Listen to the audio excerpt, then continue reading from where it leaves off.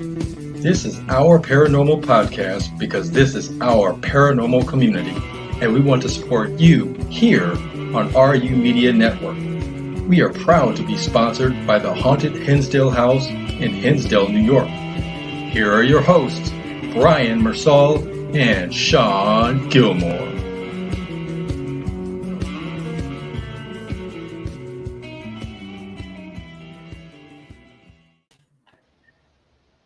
Hello, everyone. It is wild that we do not have the famous Sean Gilmore here. He is out. He is a little sick right now. But I have, of course, our special guest, Bravin, here. Hello. And I have a very, very special guest. And his name is Seth. And we are all part of the Your Paranormal family. Go ahead and say hi, Seth. Hello, everybody. We are so excited. Again, if there's anything you want to just throw Sean his way, maybe some prayers or just hope you're feeling better. It's nothing dramatic or anything. It's just, these kind of things happen. Yeah, just a little bit under the weather, but we're all good. In terms of housekeeping, episode 124, everyone. This is crazy. We're on the road to 150. And we have history and headlines here. Appreciate you, Dr. Z. Hope you're doing well. We've got an exciting show. It's going to be full of a lot of fun and also a lot of teaching, a lot of cool lessons that we're going to learn. So I'm really excited. But first, Bravin, why don't you tell us a little bit about yourself? Tell us about your paranormal history, and then we'll just kind of go from there. Oh, man. Well, like Brian said, I'm Bravin. I've been investigating with Your Paranormal realistically for not even a year. I think it'll be a year in April. I did my first investigation at the nunnery up in Brian's neck of the woods. I've always been interested in the paranormal field. It kind of stemmed from my dad. He grew up in a very, very, very small town in England. Had about 50 people who lived in it. It's around pre-plague, and he lived in a house that was built in like 1790. And he had a handful of paranormal experiences all growing up, living in England, and has had a lot of experiences. And I've had a handful of experiences just through work and just random things throughout my life. So I always thought it would be kind of fun to kind of jump into a team and start investigating. So Brian kind of reached out and allowed me to kind of jump on the journey with him. And how's that been going so far? Excellent. I'm now the case manager, so I get to do a lot of fun things. I get to cold call people, and they get really confused when I call them, and they're like, "What do you do?" I'm like, "Oh, I hunt ghosts with my friends." And then we also box each other in a basement for fun. Yeah, no headshots though. No headshots. And that's because you care so much about the paranormal community, Mm-hmm. For sure. And our health. And hello, Becca. She also participates in these fun, healthy hobbies. Yeah, the interesting thing about Barb is that she's still in my garage. If you guys haven't seen the episode of the Our Paranormal podcast on Barb, it's actually insane. The fact that we got her back. So that was a huge, huge thing. Big thanks to Joe from Para Oddities. But Seth is kind of new to the paranormal field. Seth, why don't you tell us a little bit about yourself? Well, personally, I've actually only known Brian for, what's it been? Maybe 4-5 months? Maybe a little longer. Yeah. That seems about right. Yeah, it does. It hasn't been too long, but I kind of jumped in along with this whole paranormal investigation thing. I've always had an interest with it because my parents have actually had a paranormal experience, and this was way before any core memories would have been established. I was 2 years old or whatever, but they swear up and down that they've seen it, and for my entire life I've just been very interested in it, and it was very funny. I just happened to become friends with these Brian, and he just said, "Hey, on my free time, I like to go ghost hunting." And I said, "Well, man, sign me up. How do I get into that?" I said, what part of town are you?" And he said, "Oh, Ohio." And I said, "Well, that's crazy. I live in Ohio. I live in Ohio myself." And then a week or two prior, he was just like, "Hey, we're going to this middle school. It's it's haunted. It'll be a lot of fun." And I said, "Okay, let's do it." And I've just been absolutely invested in it since. I've actually been on 2 paranormal investigations with Brian, and they've both been a blast. Bravin himself, he was been there. I met him on my first investigation, and it's been an experience. It's been definitely life changing, and it's been a lot of fun. That middle school was cold. That's our background today. It's the cold middle school. Oh, it was freezing. A lot of people, like when you come on and listen to a paranormal podcast, it's someone who's been in the field for 10, 15 years. They've kind of been almost doing the same thing, for years and years and years. This is an opportunity to see people that have, like, almost just recently, whether it's a few months to even a year or so, gotten into the field. The passion is there. It's consistently, hey, when's the next investigation? and look, we've even got Austin, the old on Middle Point School, best spirit boxes around. We're gonna have so many topics, Amber. It's gonna be crazy. But and you're new here, Julie. That's great. So are these guys. This is their first time on a paranormal podcast, and 5 investigations is pretty big, though, Bravin. They've been a lot of fun. They've been a lot of fun. Like for a lot of and even Drew here says that he loves the paranormal, and we love Drew. We love Drew. Amber, that's great that you're new. Also, we've got specifically Seth and Bravin are pretty new to the paranormal field. And that's kind of the fun factor of this podcast, where instead of listening to someone who's been in the field for so long, you get that fresh perspective. Now, we'll start with you, Bravin. We're talking about the first investigation feel, because a lot of people, they don't journal, and they've been on 50 plus investigations. They don't remember their first investigation. But it might be fresh for you guys. Bravin, can you walk us through the first investigation ever, where it's just like, first off, how you were introduced, how you were coaxed into this, and what it was like to do your first paranormal investigation? The first paranormal investigation was actually, I think it was Nunnery 3 back in April. And it was something that was supposed to happen like end of 2020. But the whole coronavirus really kind of threw that in the can, so it got pushed back, and then it got a little bit warmer, and I'm like actually close to 3 hours away from you. I'd gone up like the night before. We did a scary game night, and you made me sleep in the basement with all those creepy dolls surrounding me. That's true. Yeah. I don't usually those dolls on, but I had like a little nightlight because you had put them all in like a big like U circling me, and they all had guarding like, you, timers in them. Guarding, Yeah. I was not super happy with that, but it's okay. The first investigation was super fun.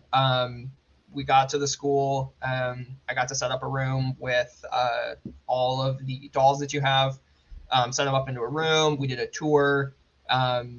You somehow managed to convince me to climb into the tunnels, where your brother said there was a raccoon that he kept seeing on the little RC car.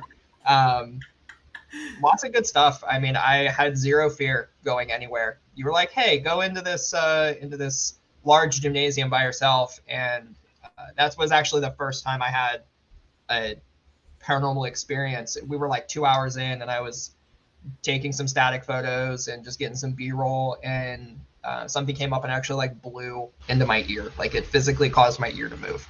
And I had surgery on my knee like 2 months prior, and my knee has never worked. And it worked that day because I turned and bolted out of that gym. So it was a lot of fun, though. It was a lot of fun. Lots of good experience, or lots of good good evidence. Had some good stuff with Drew and John, and then even in that the ballroom that had the pews in it, we got a lot of good stuff in there. So it was even crazier the second time we went because my brother came with us, and he had a lot of stuff. But Nunnery 3 was fun. It was, and I did journal about it because you got me a journal. So I have it sit next to my bed. So if I have things, I get to write it down in there. That's good. And then Seth, you were kind of on the fence of, hey, the paranormal's cool. Maybe it's real. Maybe it's not. But you decided to, also, when people try and start their paranormal adventure, they don't necessarily have the means or the knowledge to start their own team. So they'll just join the team, right? They'll take a chance and go on an investigation with a couple strangers. But Seth, you knew none of us, and you had no idea this middle school existed. Walk us through your first investigation and how that went about. Well, I tell you, the drive up to Middle Point School was definitely an experience. I'm nowhere far. I'm pretty centralized as far as it comes with the city aspect. I'm used to houses everywhere. I'm used to people just being all around me, and driving up there, it was nice. And then I got off the highway, and it was very rural. Yeah. I was so nervous the entire way up there. I was wondering, am I going to the right place? And these are people that I've never met. They're bringing me to some secluded location. It was nerve-wracking. But of course I get there and very friendly people. It was very ominous being there because everything's laid out, and it was just very unexpected. I wasn't sure what I was getting myself into. I've never met these people before.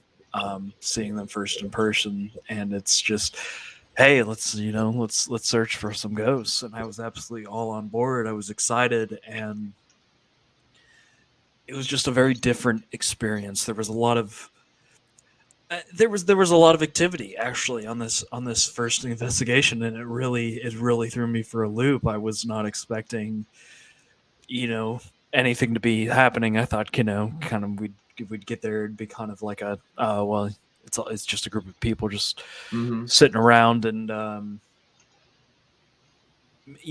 not necessarily it was just so unexpected. I'm still just I'm borderline speechless about all the events that actually occurred. that occurred. There was so much activity. It was so much fun. I just couldn't believe it. Yeah, and so your paranormal does things a little bit different. Where some groups they have like very rigid, maybe membership dues. Maybe you have to do so much evidence review. This is that.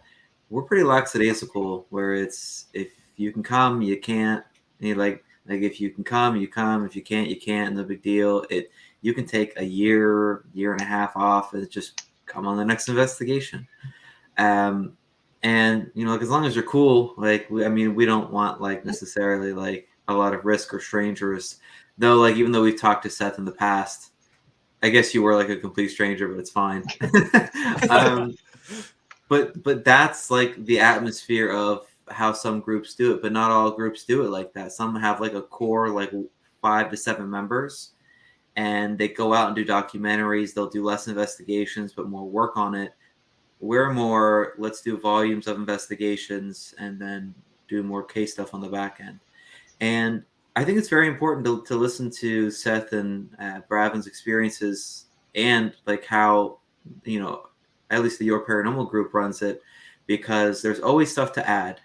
For an example, I had done 49 investigations, and Bravin said, we need to get these live static cams And I said, I don't know, like I've never been in love with static cams, but I just usually just get like a regular camera and plug it into a wall, have a tripod, and then, I might review it here or there, predicated on any of the experiences that the recorder may or may not write down. But so when Bravin said, let's drop hundreds of dollars on these live static cams, I was like, I don't know, man. But he was all in. Those static cams make such a difference when They're you amazing. go back between rotations. Can you walk us through a little bit of how you came up with this idea? I mean, I was kind of just spitballing in my head what would be the best way to, because I know you have like hunting cameras and stuff that you would set up on location, but those really only go off if there's definite movement. And I was thinking, what's going on, like when we're going through rotations, if we've got like a small team and we're doing a large site, especially like the middle school, we've got a couple thousand square feet, or thousands of square feet of basically territory to cover, and you've got teams on different floors. What can be going on in different locations where you don't have someone? So I was doing some research into some security cameras and came across, it's actually a home security system that has 8 cameras, smart IR, night vision up to 30 meters, and it's wired. So I know after doing some research and talking with Brian that like Wi-Fi and wireless signals can kind of cause weird interactions with some of the equipment that we use. So going wired is the best way to go. And I was just like, let's figure this out. So I have a nice Pelican case that stores all the cameras. I built these little alien looking PVC stands that come apart. And we've got like 2,000 feet of wired cable. So we can run a pretty hefty distance. And it all runs into a nice little TV, terabyte hard drive, DVR recorder. And we have, since it's designed for home recording, we can go back and like set parameters so it'll alert with temperature differences and all sorts of crazy stuff. So if Seth goes in front of the static cam and like moons us, we can have it on video. Yeah. I think that would definitely be a possibility. There might be footage of that. I don't know. That was a weird night. Oh my gosh, wait a second. Stephanie is a pro at running wires. Stephanie, you can come on the next investigation because I hate running wires. And that after that investigation, I actually had to drive to Louisiana with a friend because he moved down there. And we had over 1,000 feet of cable that I literally just said, screw it, and just threw it in the box. And my OCD like drove me absolutely insane. So you can come run wires and then you can wind them all back up and I'll feed you a sandwich because that's what I take on investigations with me. This is so you just throw that cat.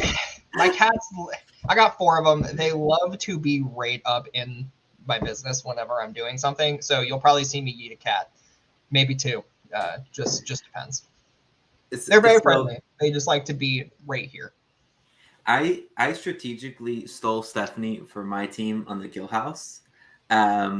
So I don't think you got to investigate with her much. No, I've never met Stephanie before. Oh, no, maybe? You have. Have I? Yeah, she was at the Gill House. Oh, okay. She wanted yes, I remember now. Okay. And I strategically stole them. So, like... I remember. Yeah. The Gill House was funny because I remember being in the basement and hear Drew scream like a girl from the attic down the first floor and the second floor and into the basement. That was fun. That was fun. Okay, first off, that is the best part. And Seth, I don't think you've heard the famous Drew scream yet, have you? I have not. You're about to. You don't remember that one actually. And Stephanie, I do not hate you, but hey everyone, it is now time to play a fun game we like to call Give Us That Context, where we go through some wonderful photos and our 2 guests, Seth and Bravin, will give us some context. Are you ready to play? Let's do it. Absolutely. Okay, I'll give you like the photo numbers as a reference. Let's begin. Give us some background here, Seth. I don't think you remember this one, but maybe you can comment on the cute haircut or what's going on. Oh, that was a fun one. I think that was probably in the middle of the night, or was that right when we started? I think I was ready to go. The Gill House was beautiful, absolutely beautiful. Yeah, I think this is the start of the Gill House. Peep that beautiful camera setup. That was the first time you were the camera operator. Mm-hmm. Seth has only been the camera operator, so he's a little spoiled. Now, were you gonna say something, Bravin? No.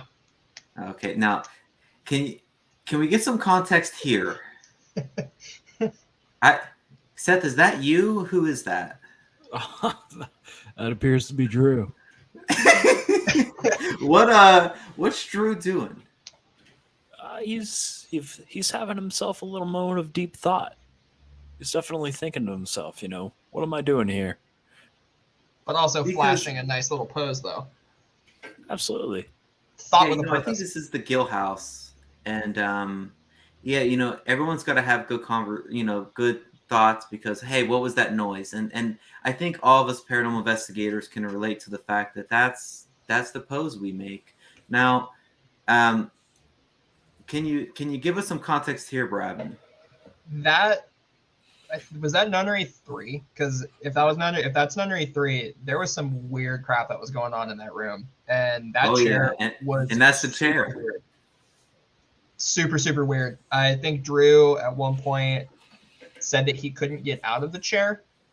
Like his hands were like he was like being held down into the chair, and it was just really weird. We did multiple rotations into this room, and I even sat into the chair, and it was like a totally different like feeling.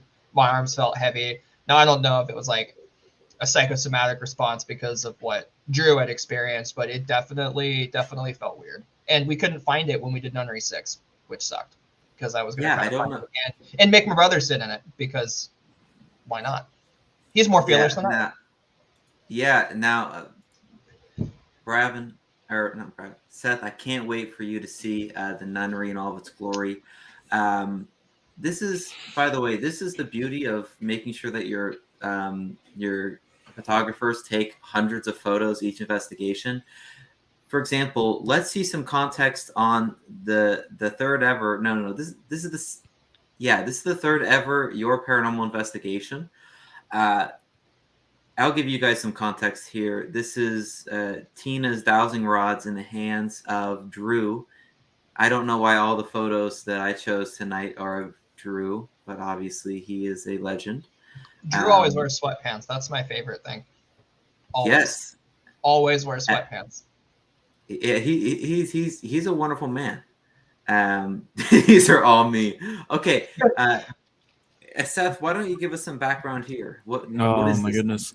That is from the that is a photograph from the Middle Point School. That was actually my first investigation, and that was in the the gymnasium or the theater room, whatever you would call it, in the it's hard animatronic bear thing. It's hard to put it in words. It looks like an animatronic, and my goodness, it was definitely a sight to be seen. And just looking at that in the middle of the night, it put off these vibes of just there's something going on here that might not always be seen, and you could feel some level of presence just being within the vicinity of that figure. Oh yeah, and Bravin, didn't you say that you thought this was really cute and you want to take a photo of it, or what was your? Well, you had sent me some photos of that, like leading up to the week of the investigation, because I was doing a bunch of research on the site, and I got a lot of good stuff from, I think from Austin. Yeah, I was able to put together that big packet. But you had sent that to me, and it was paired right next to the picture of a dead bird. So that just made it all that more exciting. But I remember showing it to my wife, and she had the most disgusted look on her face and said, "Please don't ever show that to me again."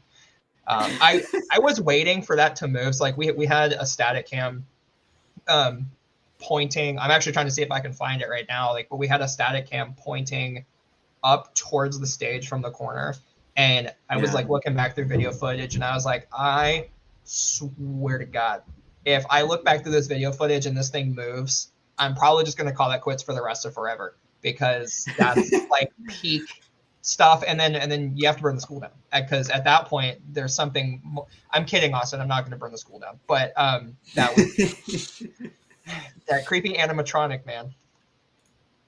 Yeah. Now we have a comment here. Seth, why don't you tell us about the menus? The menus. I'm not sure what context I follow on that. Drew is. Oh, here's a picture. Drew over here is contemplating whether or not our itineraries are inside menus or not. But the menus. Drew doesn't even read them. Why does he? Drew does never. He never reads the menus. Oh my gosh! Yeah, Steph, I would absolutely throw this away. A memory that you would not want to throw away. Look at this. First off, I'm in the middle of explaining Lord knows what, and here's probably like the first photo Your Paranormal has of Seth. Just look at how serious he is with that video camera. I mean, just here for business. It was also super cold, so he was probably trying to stay warm. Sheer determination. Seth, this was probably like before we even like went out to even do the tour or something like that. What were you feeling in that moment for your first investigation? A little bit of angst, some anxiety. I wasn't sure what was going on. Here's Brian, presenting himself in such a professional manner. Here's the game plan. Here's the teams. Here's what's going on. And I'm just in the background, and this man just handed me a camera. He says, "You're going to be recording this," and I'm just wondering, what am I actually doing here? Now that makes sense. But here's someone that knows what he's doing. Bravin, can you walk us through like what's going on here and what kind of technique this is? So this is actually really funny, because this is at the Broadwell Funeral Home. So at Nunnery 6, we realized that the spirit box was better utilized if we used headphones, and we completely isolate whoever's listening. So Drew is demonstrating expert paranormal investigation technique, utilizing the beanie to pull over the head. And basically we have them kind of separated out, and we're asking questions, and he's just calling out like what he hears. And we found that that's actually been really, really interesting, because Drew has no idea what we're asking. And we had a lot of interesting responses from that night utilizing this technique. Yeah. Now, Seth, you've done this technique. Oh yeah. Can you walk us through your experiences with it so far? Well, you're sort of put into a room by yourself. It's your friends around you. They will ask you questions, trying to commune with the spirits, and you're sort of the speaking point of them. You're given this radio, which is actually all this equipment that we were being handed out. This was all new to me. So at the point, let's see, I think we were about an hour into our investigation where I was handed this actual device that is in this photo, and they said, put these headphones on, and everything that you hear, speak it.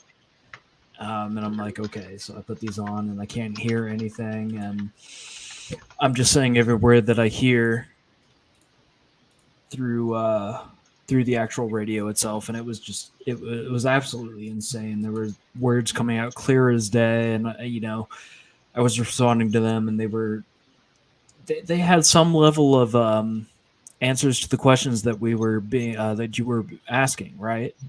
Yeah. Yep. I'm not good at that. For some reason, I put those headphones in and I'm not good at it. Drew is awesome, but I can't do that to save my life. This is something that Bravin is good at. You could see we have, I think I have like the manly pink gloves on, and you have some girly blue gloves on. Mhm. I mean, is there any context here, Seth, that you can give us with looks like a gentleman and Bravin there? I want to say that a this gentleman is in Bravin. Gotcha. You're funny. You're funny. I think there's two aspects to this photo. I actually want to say that there's two aspects. One, it was very cold. It was so cold. Not as cold as the middle school, though. This place at least had heat. I would say that that's the first aspect, and I also want to say that it's maybe a prelude to the no headshot boxing that was going to take place. YP5F5. YP5F5. All the because we care about everyone's health in the paranormal community, so and it's also important to have a little fun on these investigations. You got to have your spirits up. But I mean, as gangster as this is, what's going on here, Bravin? I was going to bring this up. So this was such a wild thing because we're up in the room in this funeral home called the fly room that supposedly there were no bugs, period, but we found dead flies everywhere. And we're like looking out and I'm like, you would ask, that's a pretty cool garage. Is there anything in there? And he's like, there's some cars in there. And then the other half of it is like a recording studio. And you or I had asked, is there any activity in there? He's like, yeah, like we've gotten some things in there. And we're like, can we go? And he's like, yeah, but it doesn't have heat and it's really cold. This man, this 74-year-old man, was holding out on us because we walked into this room. There was a fire truck, which I'm currently sitting in. There was a Model T or two Model Ts, a Ford Galaxy, and then a like 1930s like Packard looking car. And we probably spent more time during the walkthrough in this room, just like looking at the vehicles and stuff like that, than actually learning about the history of the building. Sure. Fun fact, he found this fire truck in 48 pieces at the bottom of a creek bed and spent 6 years putting it back together himself, and he uses it for parades. This is what you have to have someone like say you're starting a team or you have a team. This is why you have to have someone like Bravin. He remembers all the facts. He puts it all together. But there is one other type of person you need on your team. Seth, Bravin, I think you're going to need both of you. What's going on in this photo right here? Oh, yes. Because food and fuel is so important on a paranormal investigation, and like all these photos are real life photos of investigations. Like you think you're going there to be scared or just like communicate with the spirit, and some new people are afraid of ghosts. You should be afraid of that thing, okay? Because you never know what you're going to walk into. The other thing is addressing the fear of hunger. So can you guys walk us through just what's going on in this photo? He's smacking down on some food. I think that was gas station food. It was actually it was nonetheless it was gas station chicken, I believe, in a cardboard container. Mm-hmm. Yeah, that was. I made the mistake on my first investigation of not bringing enough food to eat, and I was absolutely starving because that was like a 16-hour investigation overnight. Now I bring lots of sandwiches and lots of ghost energy drinks that I share with Brian. But he ate that like randomly throughout the night. It'd be like 3 a.m, and he's like, "Oh yeah, I'm gonna eat some of this chicken that's been sitting out in this sunroom for the last like 6 hours." And stomach of steel. If it's already been cold, then like eating it cold later is fine, right? But it was gas station. It was gas station chicken. Like, ugh. I wanted to leave this last segment here of give us some context. I wanted to end it with a beautiful photo of just like an action shot of what's going on. Can you both describe what's going on here? I look like a fool. This is the very initial, briefing, if you will, of the funeral home. My second investigation, actually, and you can see me second next to Bravin himself. Again taking the video job. It's actually my favorite aspect. That's my favorite thing to do. It's the only But thing you've done. it's the only thing I've done. I like it because I feel like I'm good at it. But Brian's kind of going down the list, giving the rundown of what's going to be going on and our roles, jobs for the night, and I'm just taking it all in.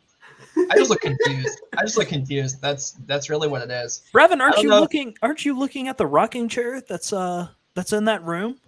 I think so. We'd either moved the rocking chair out of that space and back into like where base camp was, or was our guide, Old Sarge, as his email states, was he still hanging out there talking to us, or is this the point where we were getting ready to split off into doing our thing? To be honest, I think it was in the same room with us. I'm not sure where he was, but I think at this point he was still there. I mean, I might be looking at him. He was an interesting man. Oh, I don't know who, but beautiful people, beautiful. And the reason why we bring this this like section of the podcast where it's give us some context, it's because when you're going through these investigations, it might not seem significant in your first one or your fifth one, but or even your 10th. But when you go through these investigations and you're taking hundreds of photos, just obviously, like if there's anything paranormal, you can grab it and save and use it as evidence. But in my personal opinion, having photos like this and memories of these, like this is where it's at. This is the stuff that you're gonna have memory wise for the rest of your life, and that's why it's so important. And so are snacks. You know what I mean? Hey, Bravin, this is why I stole Stephanie on the Gill House. Now, Seth, I don't. Oh no, we split up into two teams for your first investigation, Seth. Yeah. But yeah, I think we even were at 3 teams. For where? I think at one point we broke off into teams of 2 and 3. Yeah, like 2 people, small squads. I will tell you what though, the funniest thing about the static cam, like when we first did the static cams, is the video of Seth in the mirror room where he hears something and he is running out of the room and kicks the spirit box and it hits the wall, and then seeing the rest of you guys running like down the hallway. That was we probably, because I watched it live. I watched it happen live, and then when you guys came back down, I was like, guys, watch this. And we watched it probably 2 or 3 times, and it was funny.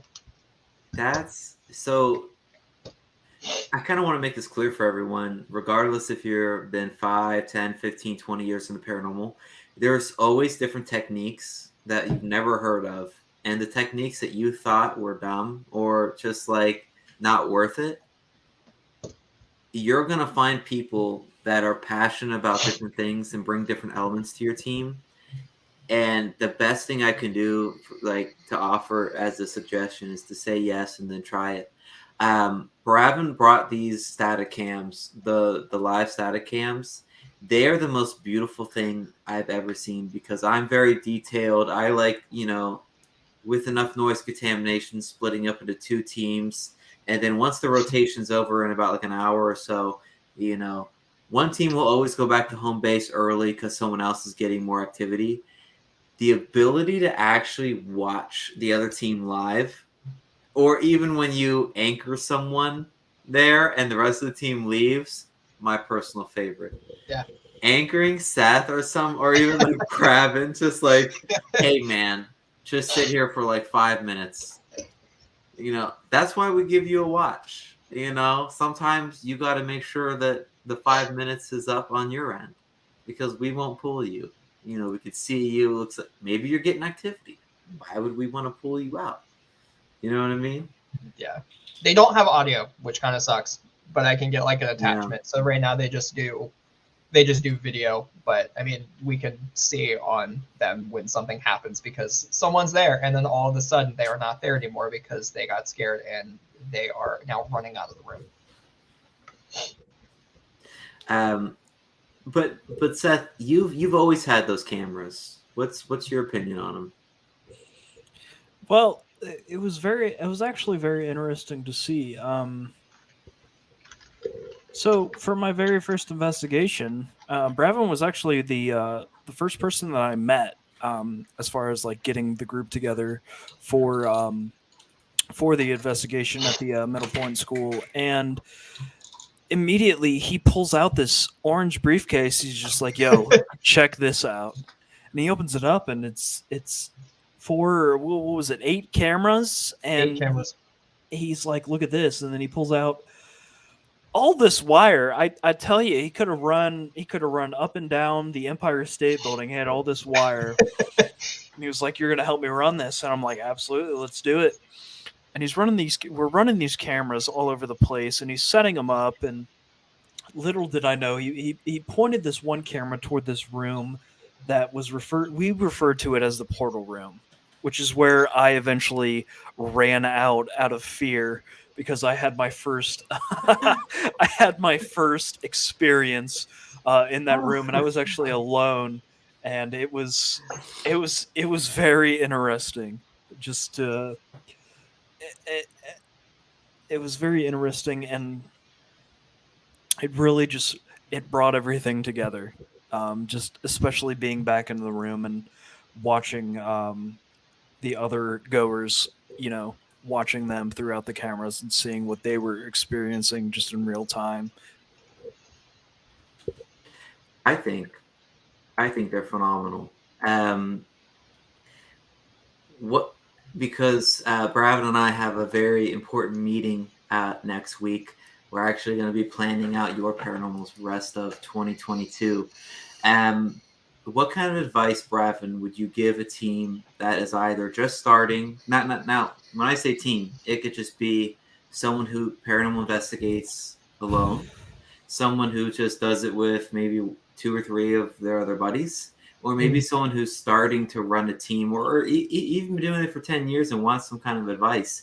When you're looking into scheduling for a few months out or an entire year, what are the kind of objectives or key points that you're trying to identify and plan out?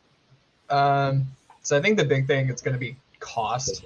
Because I mean, since we obviously don't do this for a living, I mean, you have a job, I have a job, Seth has a job.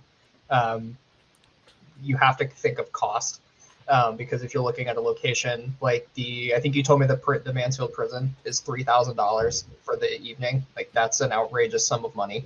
I mean, we've been pretty fortunate to find locations that are a couple $100 per location, and you split it between a group of 8-9 people. I mean, it averages out to like $20-$30, which for the most part, people can scrounge up $20-$30 for a pretty interesting night for the most part. But cost is definitely huge. And then just making sure that there's availability, because some of these places, they don't have a whole lot of people coming and doing investigations. There's I call this brewery up in Bryan, Ohio, and I left him a message because it was one of the top haunted locations in Ohio, and he called me back and he's like, "You want to do what in my brewery?" And I was like, "Well, me and my friends, we like to hunt ghosts in our spare time." And there was like a long pause, and he was like, "Okay." He's like, "Well, like, what's in it for me?" And I'm like, "Well, one, we can pay you." He's like, "Okay, cool. Yeah, that's fine." He's like, I didn't even have to go past anything. He's like, if you guys want to pay me, that's cool. And I was like, we're also working on putting together these really nice reports, give some background of the location, a letter to the property owners, and just kind of explain everything that we saw to kind of present as evidence, so that we're not, people just don't think that we're going in there, messing around in their building for overnight and then leaving, and then they never hear anything from us. So he was just like, yeah, that's cool. You guys can come anytime after 10 once we close. And he's like, and also we have a haunted granary that's like right down the street if you want to hit that up too in this weekend. That'd be fun. And I'm like, cool, you're a man. You're a man. We'll definitely be reaching back out to you. These are the kind of assets, like when you're looking for people to put on your team, having someone that's as outgoing and ambitious as Bravin, like that's the kind of goal that you want to have. And that's the same thing for Seth. Seth brings the magic and amplifies every single, like, I think once you investigate for a while, you start to realize that the location's great. You know, they'll say like location, but it's also who goes with you. Like, you know, like for like what kind of car ride you're getting into, what kind of, like, depending on who's your team. Like Drew never like reads the itineraries, but like when you figure out who's on your team or who's on your small squad or doing a duo run, and like I'm fairly certain every time Seth's involved, even on like any like EVP session, you know, like something's going down and he's just there for it, you know? Because there's obviously like a lot of fear and anxiety when people go into investigations or like places you haven't been to, or even just, you know, joining a team real quick and going on an investigation. How do you push through that and focus on being positive and having a good time with people, Seth? What kind of advice would you give for that?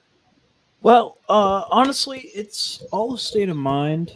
As far as going out on your own or venturing out with a group of friends or other paranormal investigators where you want to sort of experience something, no matter how big or small, it's more of it's a state of self. You have to just be brave, be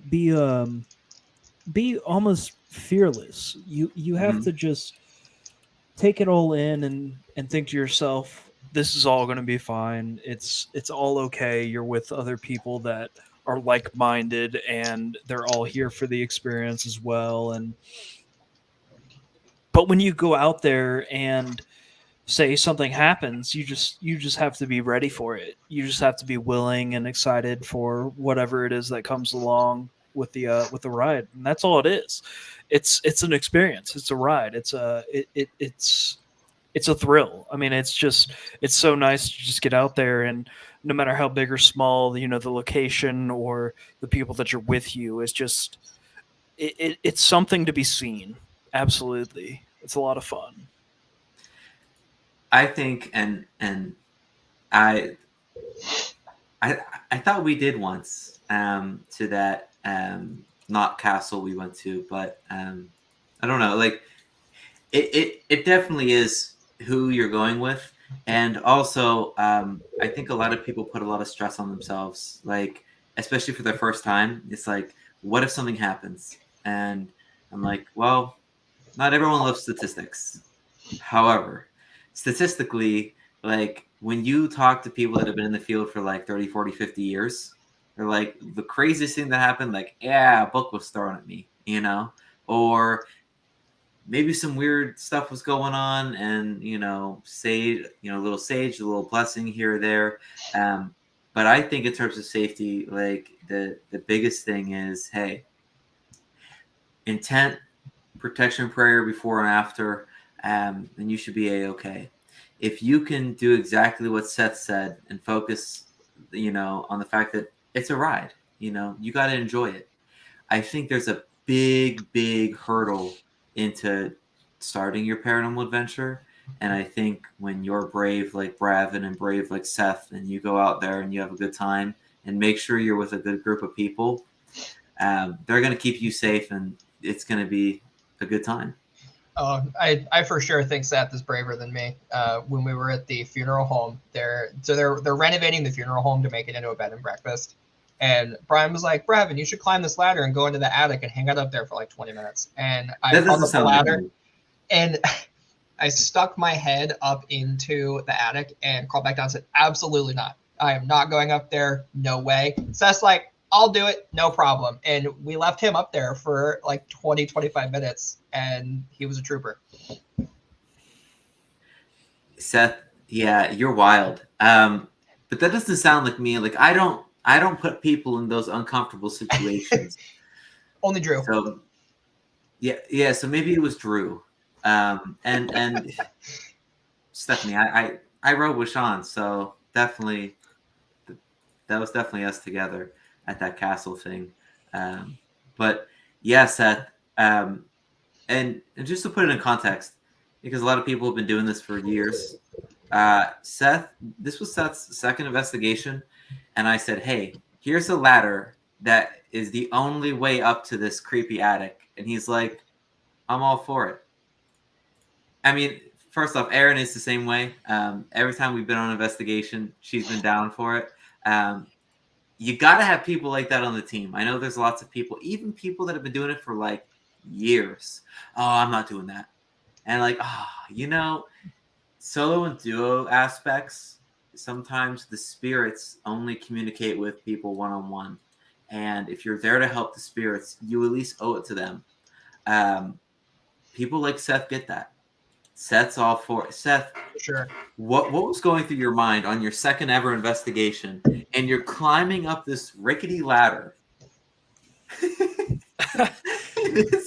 Well, see, that was the thing that sort of, I don't want to say drove me up the ladder, because it wasn't like I felt like I was forced. It was after, this goes back to the middle point school. My first experience was when I was actually by myself. Mm-hmm. And I kind of got a little bit of a taste for that. And I said, okay, well, if something significant is going to happen when I'm alone, well, let's make myself alone, whether it's down in some basement, down in some room alone. And here comes an opportunity where it's like, I'm going to be up in an attic by myself in a place that's like documented as paranormal. Let's do it. Let's throw myself in there. Let's get some experience. And you kind of have to have some level of bravery. It's like, all right, you're going up there. You're sure you're by yourself, mm-hmm. but you've got friends by your side. Other people. You're not. I mean, you're alone, but you're not completely alone. There's other people there. There's other people that are excited to be a part of this investigation, and you just kind of have to put yourself out there and just be ready, because maybe nothing will happen, maybe something will happen, and if something happens, it's all a part of the experience. You just have to be ready and willing to let something like that happen. Yeah. And I remember it was, so I ran a college group before I ran Your Paranormal, and it was the fall semester of my senior year. So it was technically like the last semester where I was quote unquote president. And it was the first investigation. We went to the Bisman house. First off, the Bisman house was beautiful. There was like a riot right outside. Big, like 3 stories plus a basement. So obviously beautiful for noise contamination purposes, reduction of it. You had 2 teams and always have a floor in between. Boom, boom, boom, boom. Beautiful.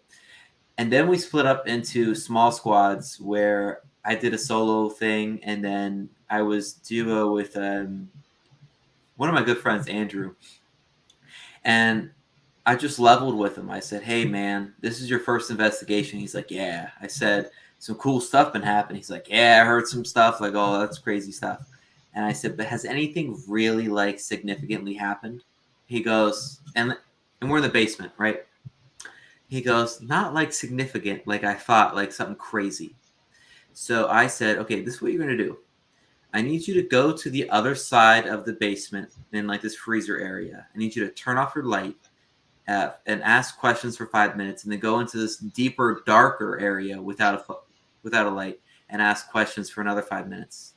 And that would round out the 10 minutes of time. I'm going to go back to base.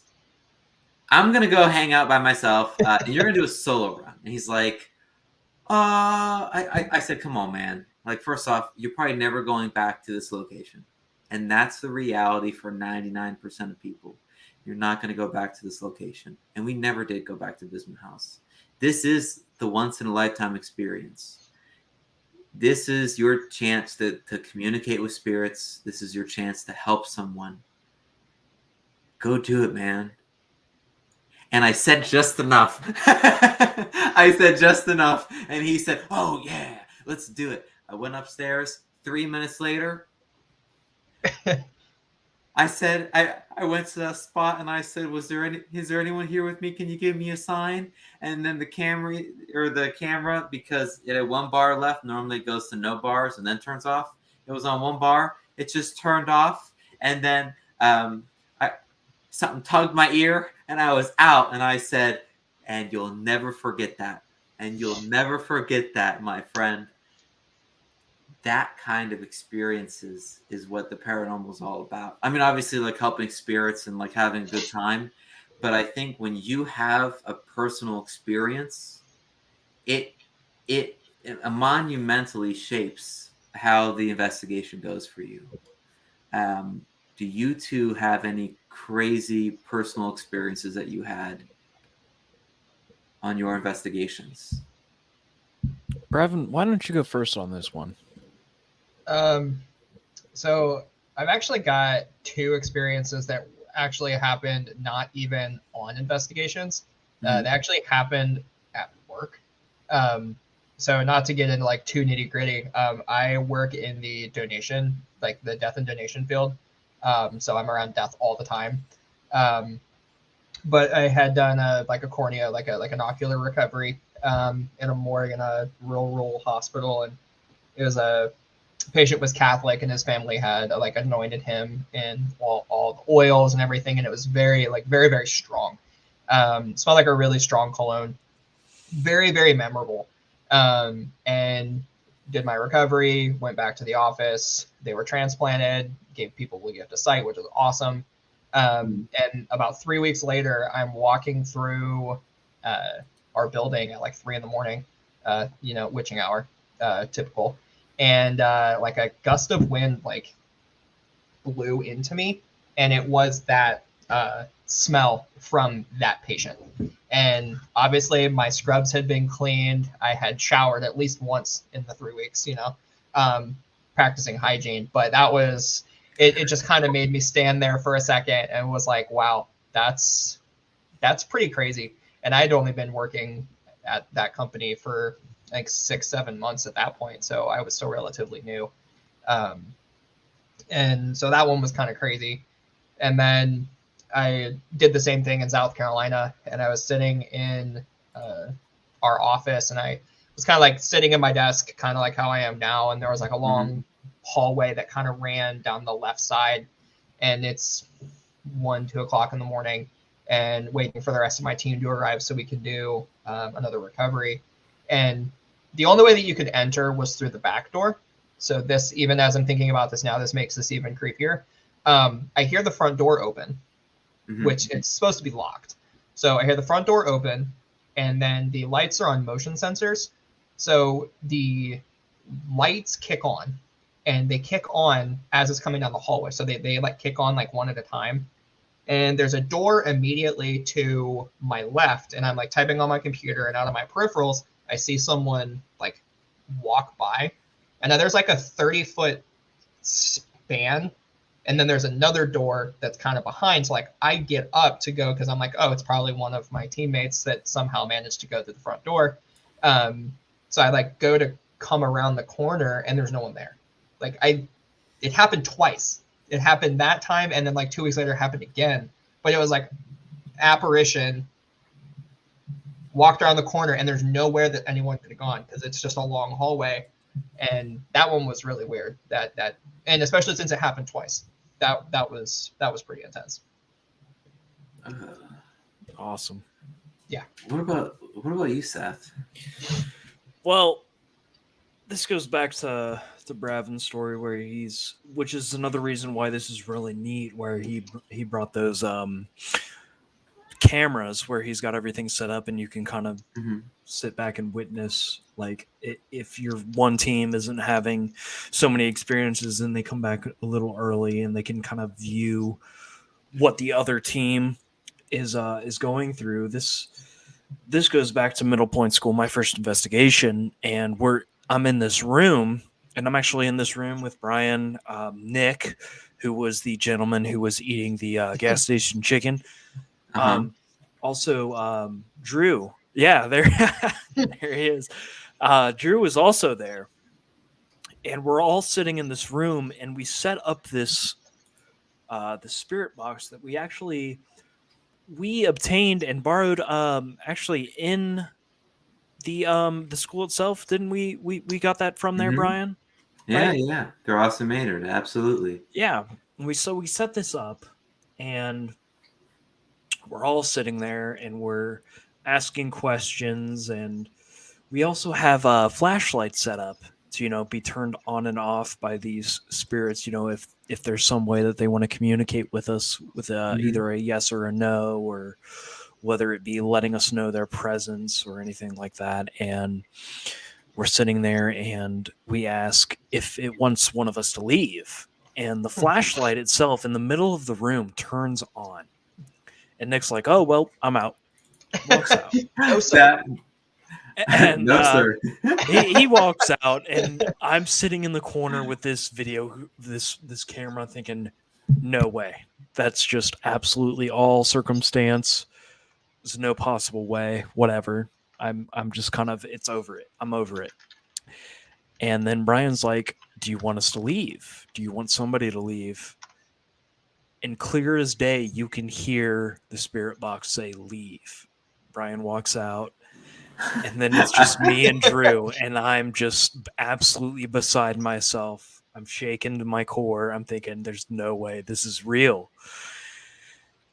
And I asked the spirit box personally, I say, "Do you want Brian to leave?" And clear as day, it says, "Leave" again. And Brian's like, "All right, well, good luck." And he, Drew says, "All right, good luck." And he leaves. And I'm sitting in this room alone by myself for the first time, away from the group, and just shaken to the core, thinking, there's no way, dude. And so I sit there for a moment.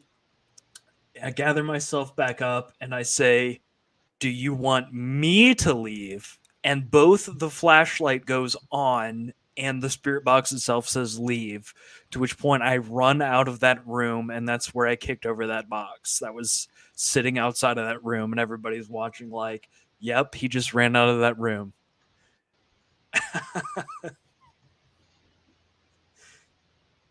And that was my first experience, just period, was something that involved, and I've been so excited about it ever since then. That's what we like to hear. I think you're muted, Brian. He says in my new book, The doors kept opening. you should trust your instincts. Go for it. This is crazy, isn't it?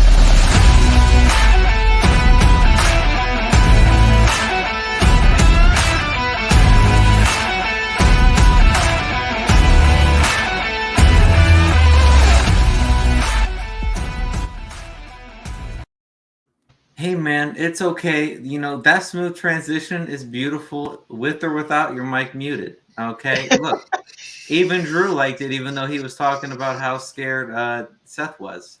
But it's fine. But you guys heard it right. Welcome to the Into the Abyss section of the podcast, where we ask you 13 fast-fire questions, and you get to answer them as quickly and as thoroughly as possible. And I'll give you number 1 and number 13 as a reference point. Bravin, you're up first. Are you ready, my friend? Let's do it. All right. Now, this is the part where Sean would say, "All eyes on you." Let us begin, Bravin. I'll give you number 1 and number 13 as a reference. Point number 1, Bravin. What is your favorite piece of paranormal equipment?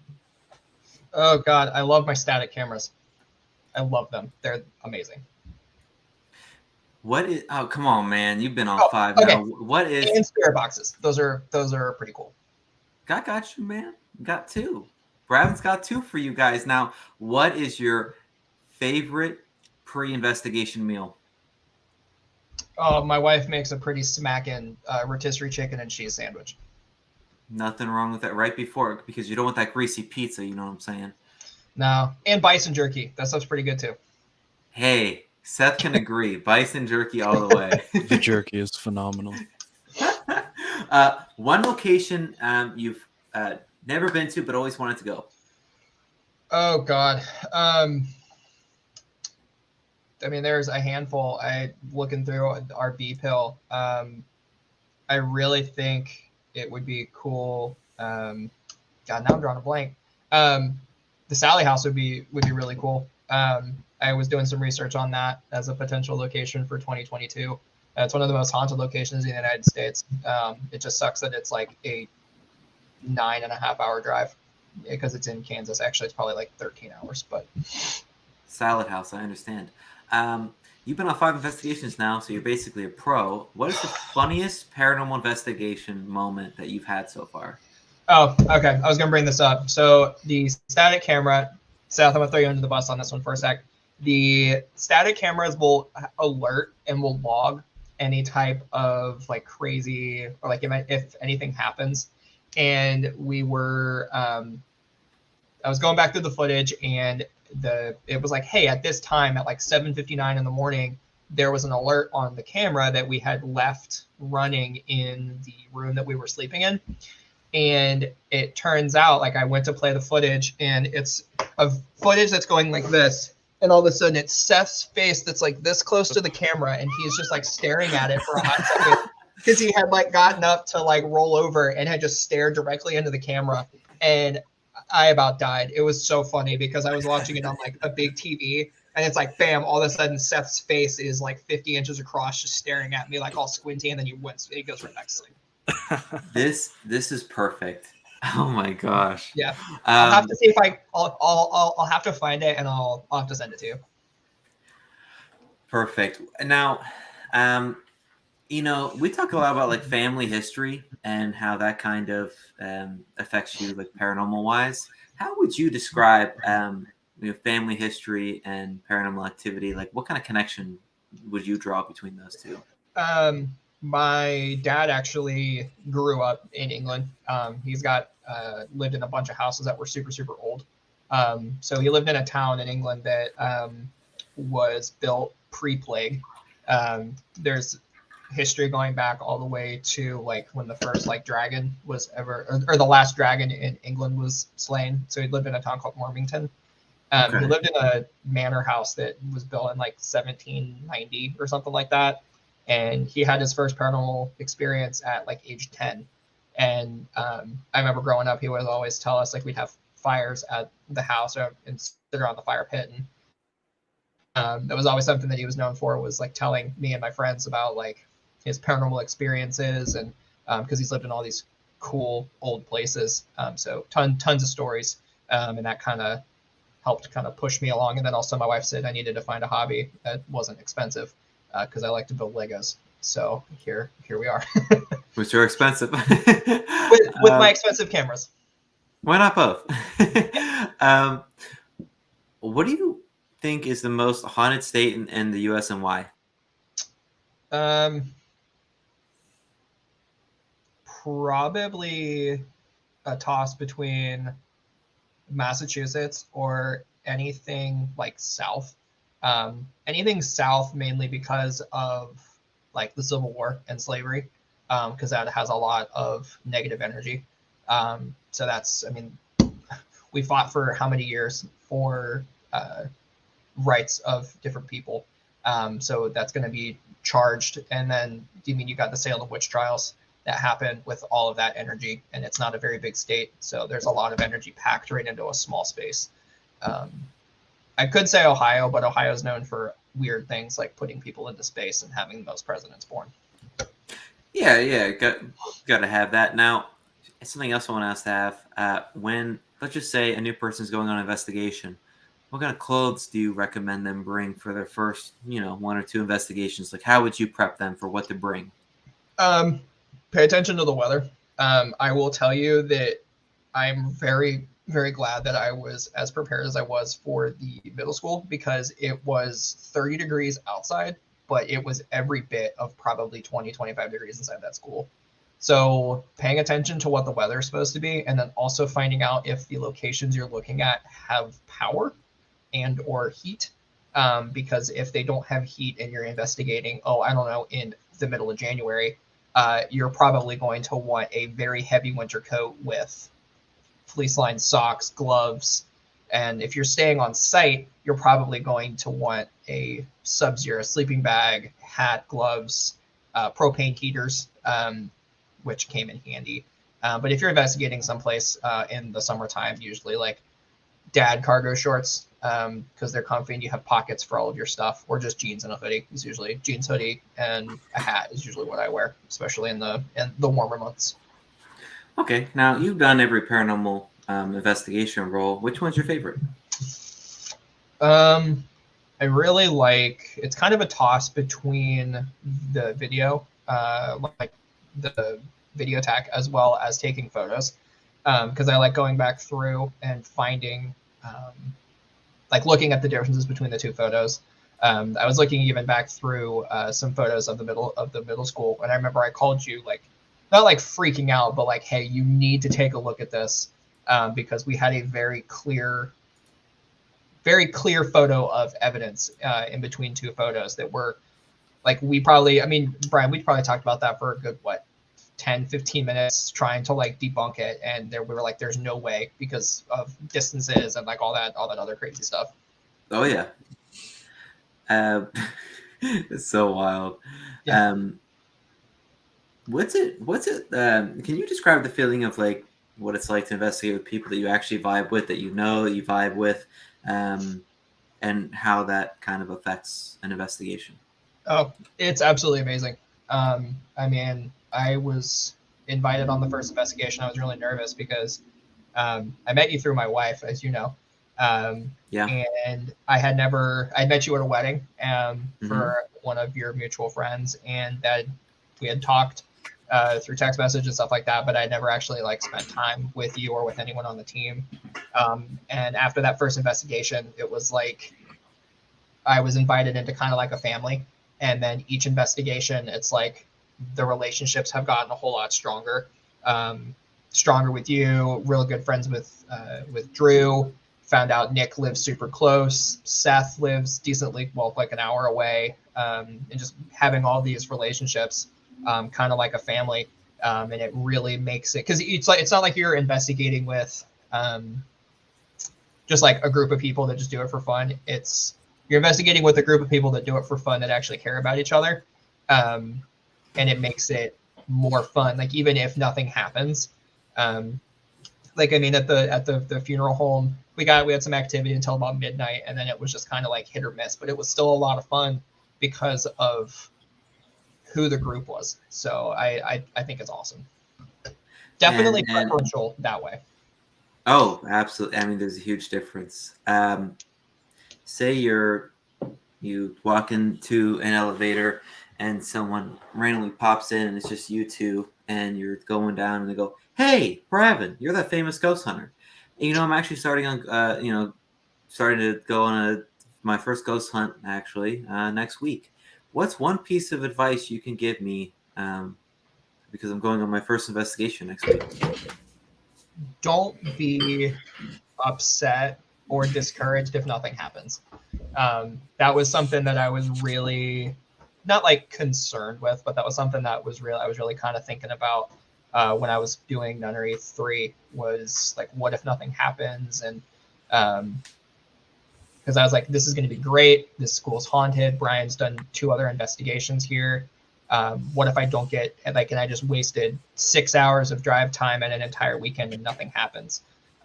So not having the understanding that sometimes locations aren't as active as you think, or the ghost might just be taking a chill pill and don't want to harass anyone or don't want to make themselves known, which is fine.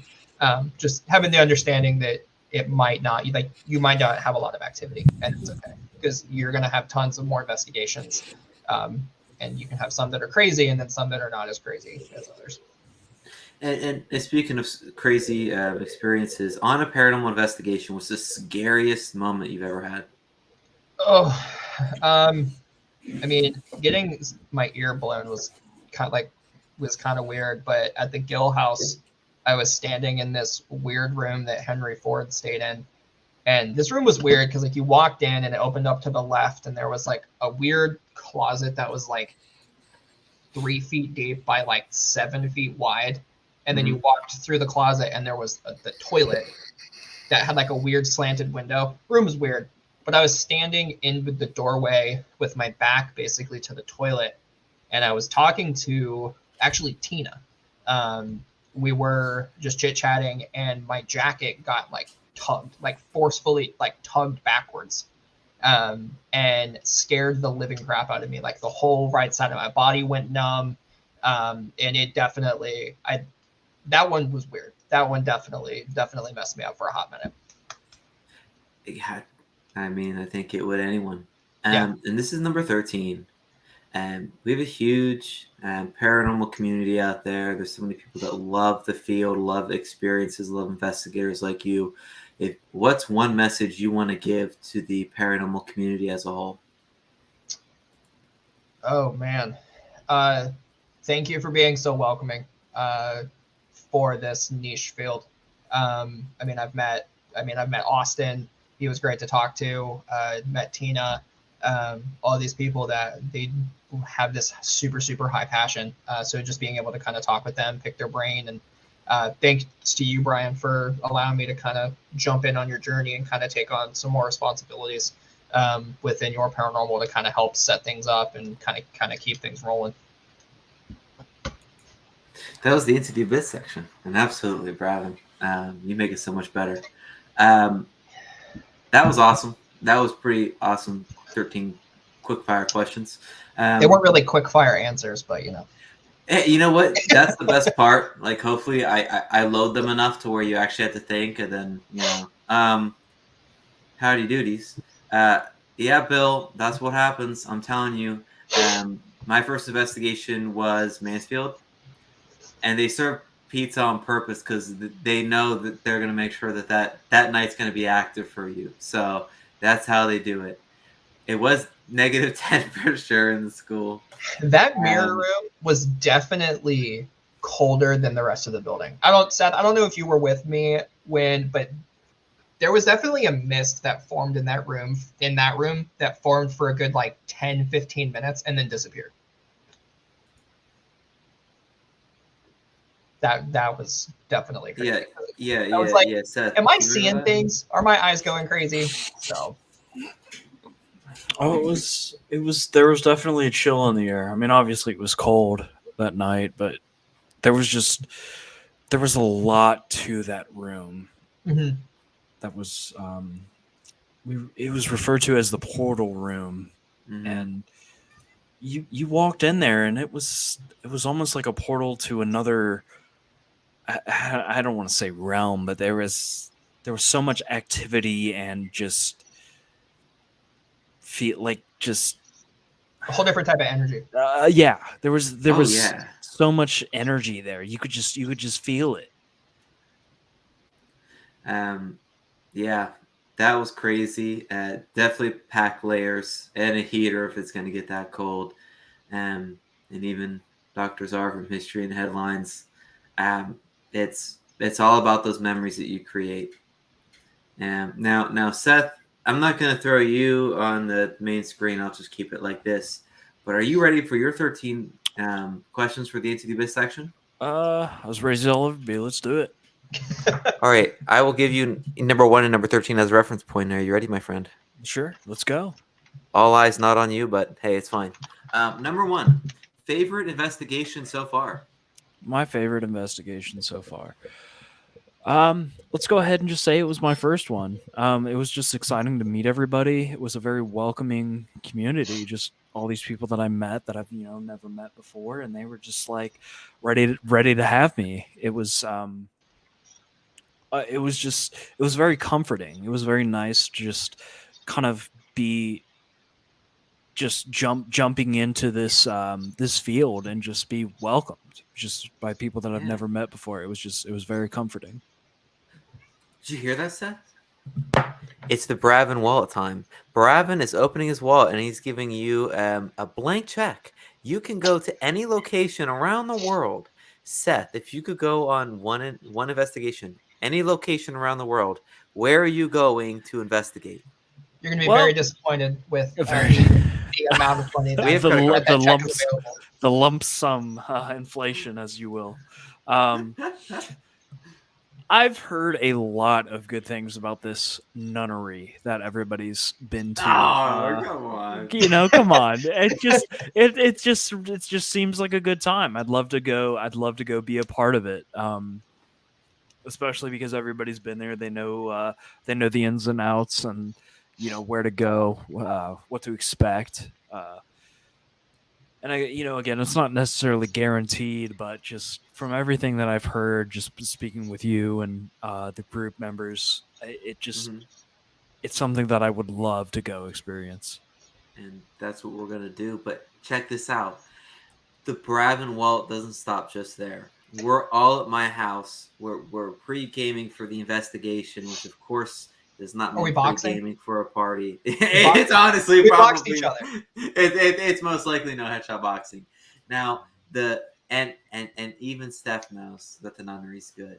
But what's almost better is the fact that Bravin's wallet has a special ability to DoorDash any restaurant for a pre-investigation meal. And Seth, you are in charge because, of course, we're going to the nunnery. It's basically an investigation built around you.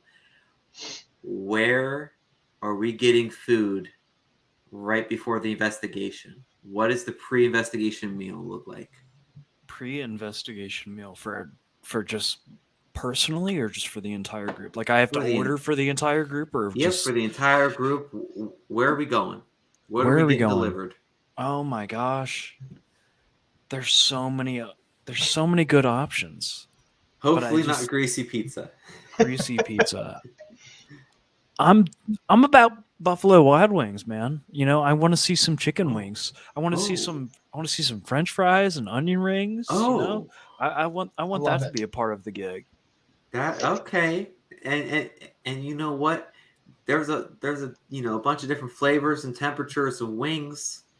Now let's play Would You Rather temperature wise. Would you rather an investigation be way too cold or way too hot?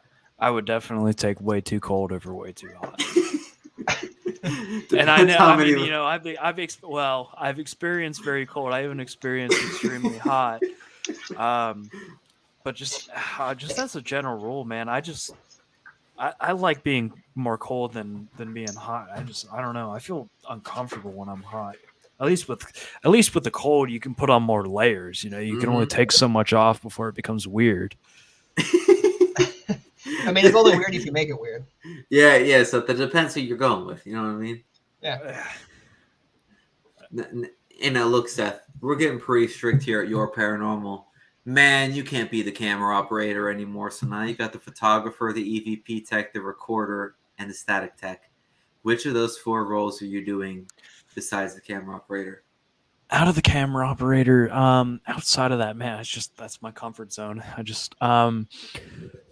I would love to be the photographer. I would also love to be the you know what? I'd give the recorder a try. I'd like to just kind of write down everything that, happens throughout the investigation. I'd like to just a part of that is because if I were really writing everything down throughout the investigation, it would just help me put more notes into my my personal journal that I would write in after the investigation.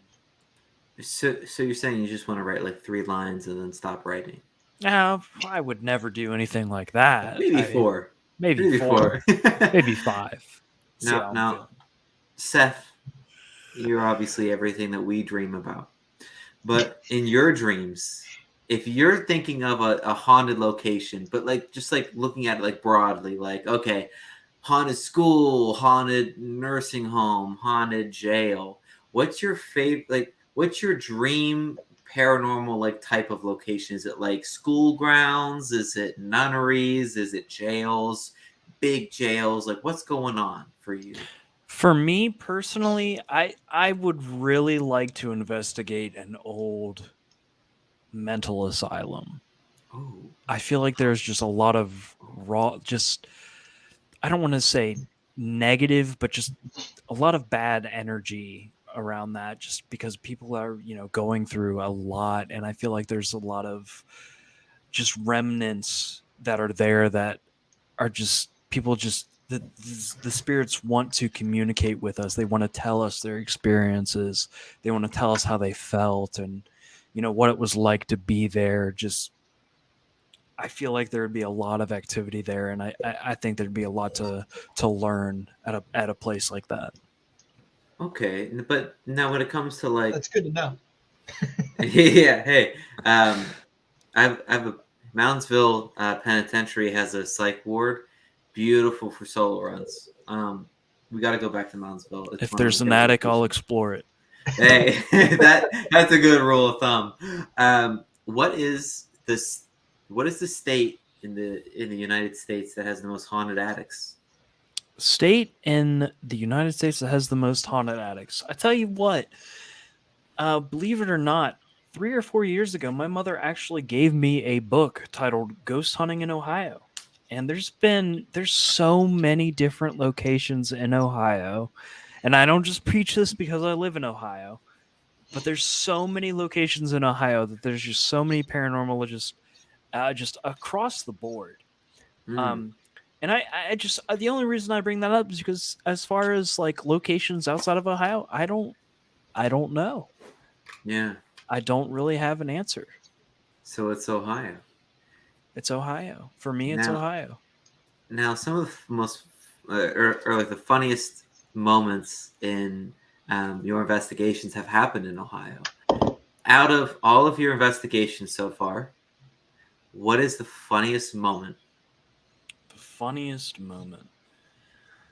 Well, let's see what I can't even really remember exactly what happened, but it was at the funeral home, and our group had actually returned to home base, and I heard, I think it was Drew and Nick screaming like a little girl in the basement.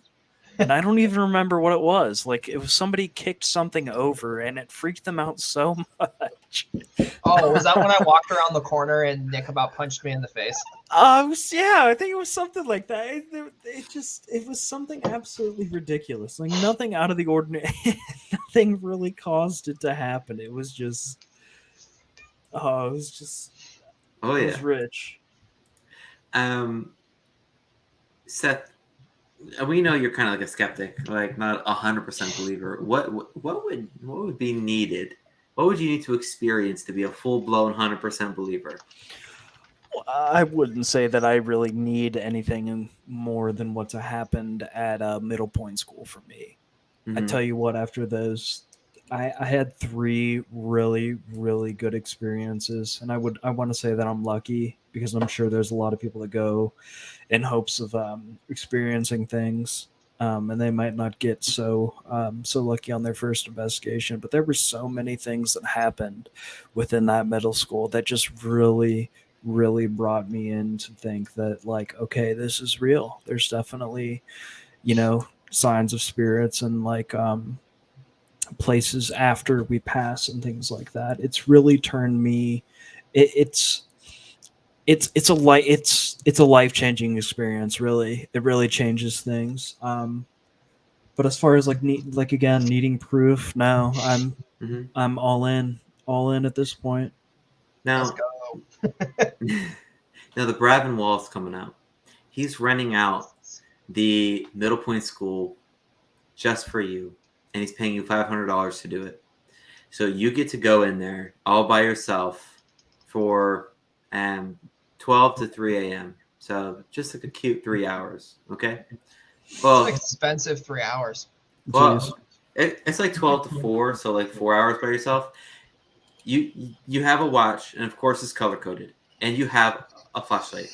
What 3 pieces of paranormal equipment are you bringing on your investigation?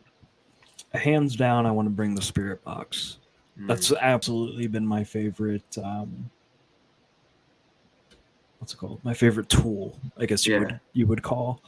I definitely want to bring a photo camera. I want to take photos because, like Bravin had mentioned earlier, we have definitive photos from the Middle Point School where you can see clear as day, where 2 photos were taken in rapid succession, where there's nothing, and then all of a sudden there's just an outline of a figure. You can see it, and that's really fascinating to me. And I would bring that along and just hopes of recreating a moment like that.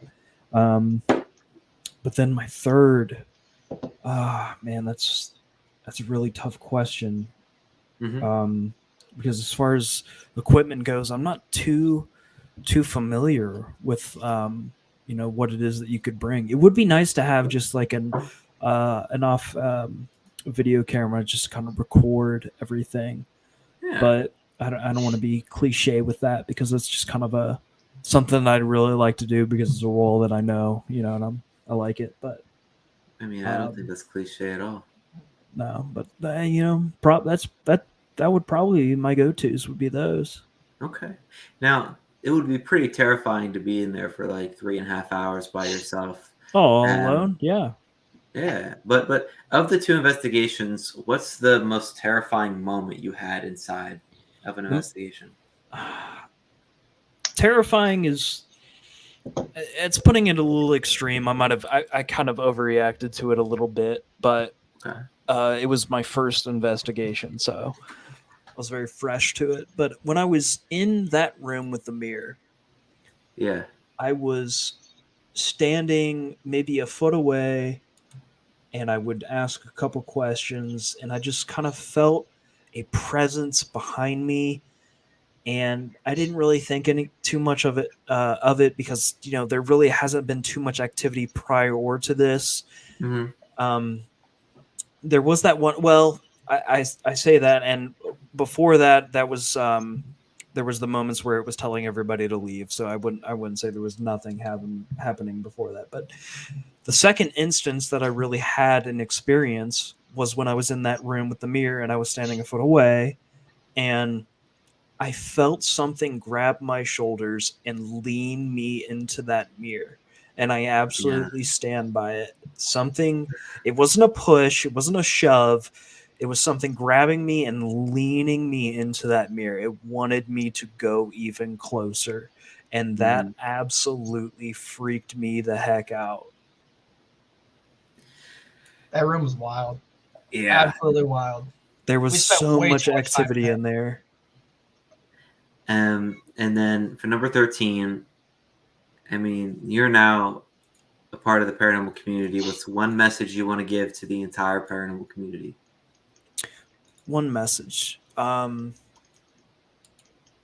yourself.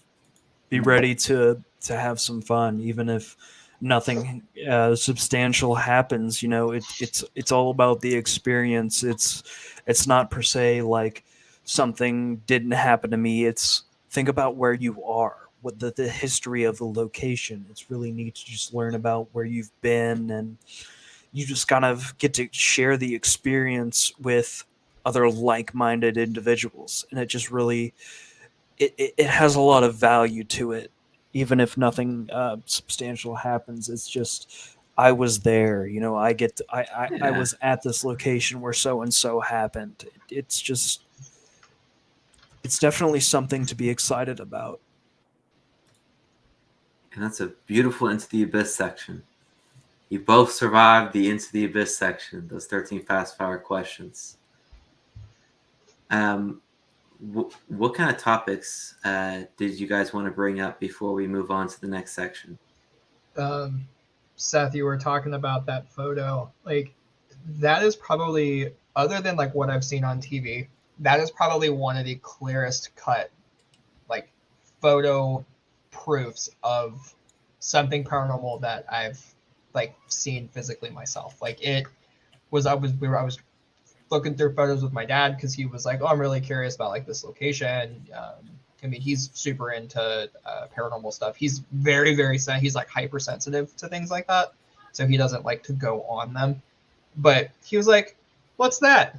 And I looked down and I'm like, "Son of a gun!" And I'm flipping back through the photos and I'm like blowing it up on my iPad. And I'm like, I gotta call Brian. And it's probably the most clear cut thing, like even that I've seen on TV, like compared to something that I've seen on TV of evidence of the paranormal.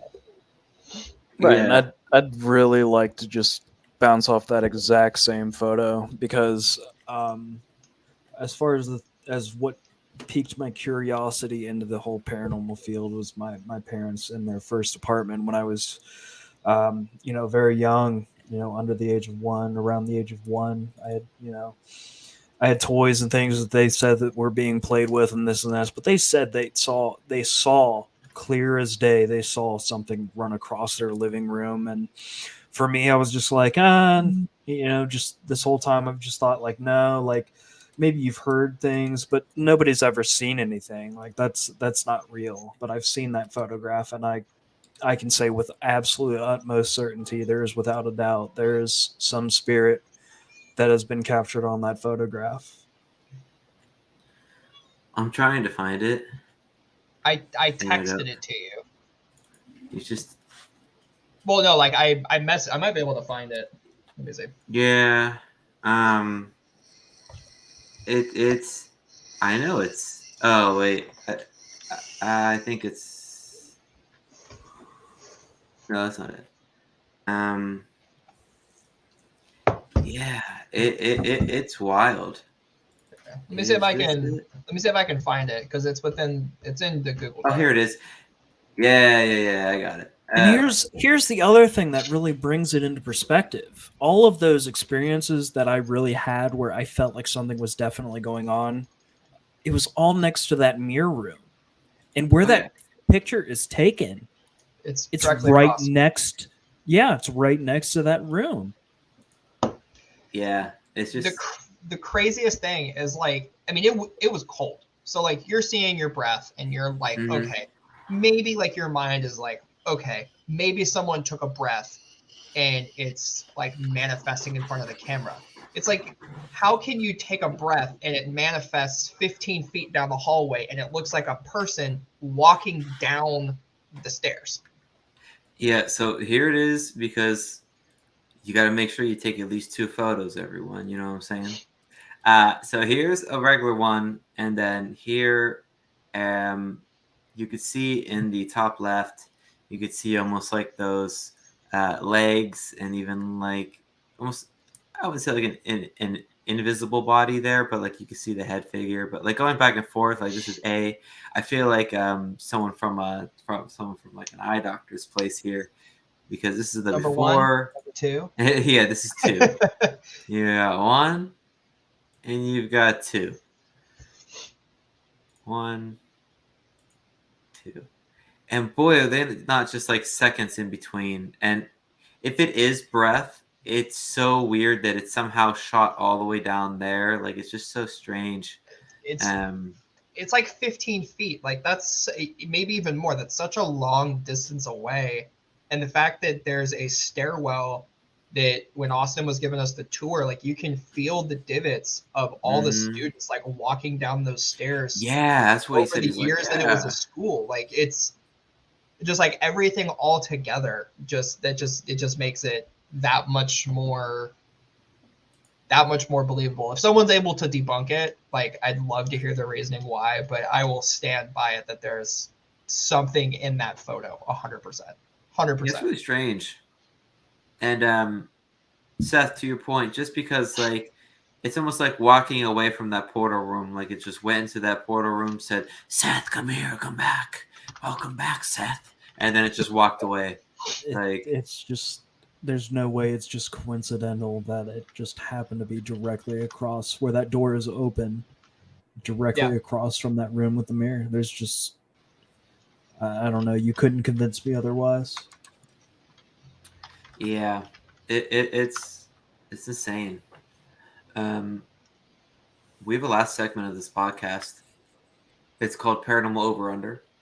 Will you tell me if this topic or item is overrated or underrated. Now, you have to say overrated or underrated, and you have to give your response why, but it can only be one sentence. So, Brian, you know I like to talk. That's gonna be hard. I know, I got you guys, because this is going to be like the quickest segment here. And there's 10 of them. And I'm going to say the topic, and then Bravin's going to say over, under, and give one sentence why. And then Seth, you have to say if it's overrated or underrated in one sentence why. Okay. I'll give you number 1 and number 10 as a reference point. Let's begin. Number 1, orbs. Underrated. I've seen some weird things with orbs, so I'll just leave it at that. I want to say underrated. It's hard to say because I've only been on one, but haven't really seen anything involving orbs. I'm going to say overrated. A lot of people think that photos are orbs when they're dust or insects. However, it could be underrated if they're the ones in person. I would always go with the orbs in person versus in photos. Or even the orbs that you see in videos, because like, I mean, even on videos, you can tell. I mean, you can tell like what's dust and like what's a bug. The craziest thing with that though is it's very odd when something is coming down and then shoots across at a 90-degree and stops and moves around. I mean, like, I'm a huge conspiracy theorist, so like that's the type of crap that you see alien spaceships doing. So, I mean, that was more than a sentence. I apologize, but that's okay. Number 2, scratches on your homie's back. Depends on who we're talking about. Overrated, depending on certain people, but underrated if it's someone that's not absolutely insane. Absolutely insane is a little harsh. Sorry. I would say underrated if that's an experience that's really occurred, depending on how believable it is based off like what person it happened to. I definitely think it's underrated if it's someone that's in your group and that you trust and you know and you watch them, because I am blown away. I mean, Drew was the first one with scratches on his back, and it just went from there. Number 3, spirit boxes. Underrated. You can get so much quality evidence off of those things. I would definitely say underrated. It's definitely my favorite tool. Had a lot of activity with it, and it's by far my favorite thing to be used in an investigation. Underrated. I think if you think it's overrated, it's because you're using it in a different fashion than we do. Big locations like big haunted prisons like Mansfield. Overrated. I think that you can get some of the most intense experiences in small locations like small houses or small school grounds. There's too much area to cover. I have a hard time having an opinion on this because I haven't had too many investigations, but I kind of agree with Bravin on this point. I would want to say overrated because there's too much ground to cover, and I feel like everybody goes to those locations, so there's a lot of like, I almost want to say like the spirits are drained. You know, they see too many people there. They just don't want to be as active.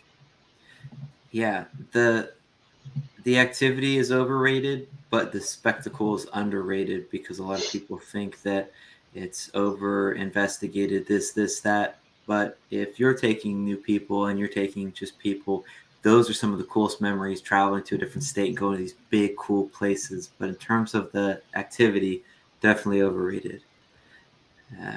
REM pods.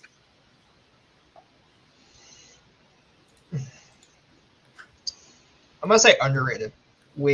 I've used them on all 5 investigations, and sometimes they go absolutely bonkers, and then sometimes they don't do a single thing.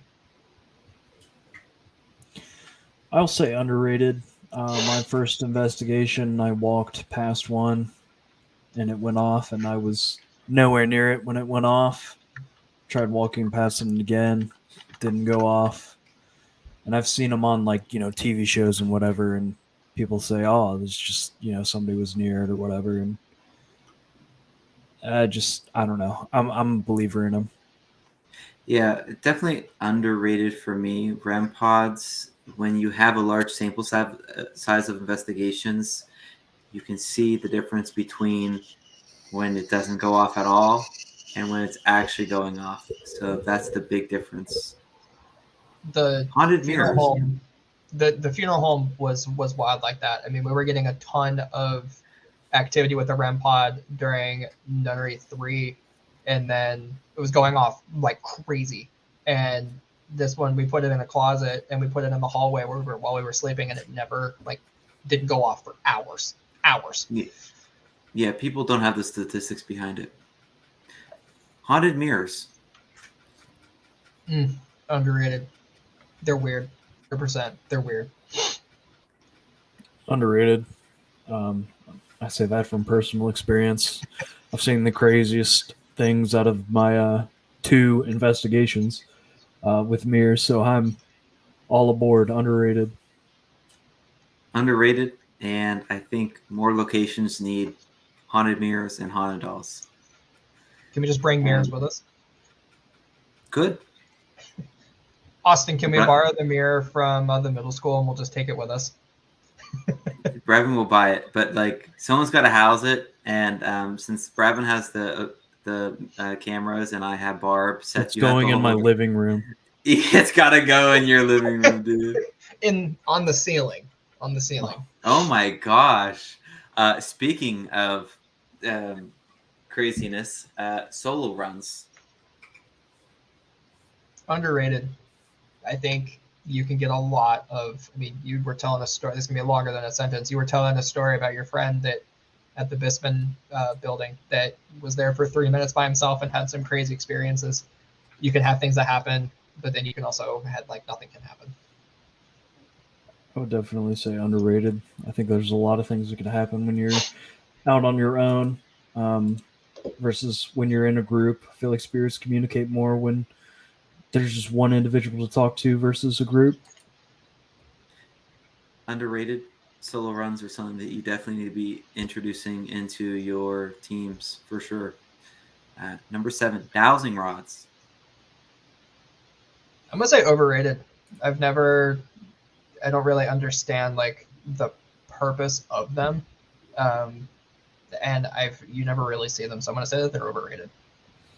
I have absolutely no experience with them, so I'll just stick with overrated. And I don't want to just base that off like TV shows and things like that, but I've never seen anybody use them in person. So I kind of don't have an opinion on it, but I still want to say overrated. I'm going to say overrated just because I would use them as a personal experience. There's just way too much room for human error. So I would just lump that in there. Ouija boards.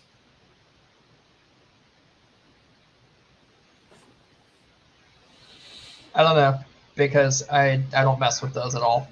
I kind of I'm kind of split, because I could say overrated because you can buy them at Target and you have it's recommended for kids 10 and up, but then underrated from things that I've heard from talking with you about investigations, and even my dad has stories of Ouija boards in the town of Wilmington. That crazy stuff happened, which I can tell that story after this little segment. But I'm kind of split. It's hard for me to have an opinion on this. Never seen any videos, never had any personal experience with the Ouija boards, so I kind of want to just pass on this one. Yeah, they're underrated. You always hear stories of bad things with Ouija boards, and you never hear stuff about I messed with a REM pod, or I was just talking to my ghosts and bad stuff started happening. So as much as people want to say it's intent, it's fine, and I just would advise against it, but you guys could do what you want. And lastly, number 10 for the paranormal over-under. Members being scared and screaming loud, potentially feminine. Underrated. I think it just shows that stuff is happening and that they're having a good time, especially if it is people that might be watching this live stream. Underrated. There's nothing funnier than a grown man screaming like a schoolgirl. It just brings forth the actual experience, makes it better. It's definitely underrated because I think people want to be macho. I'm not going to get scared, but I think being more human with your team makes it a better time. And that goes along with people saying, I'm too scared for that, or I don't want to scream or be scared. But that's sometimes that vulnerability helps connect with the human spirits there. So, but as that section concludes, those are my favorite moments with Drew. And I mean, anyone else, honestly. Anyone else.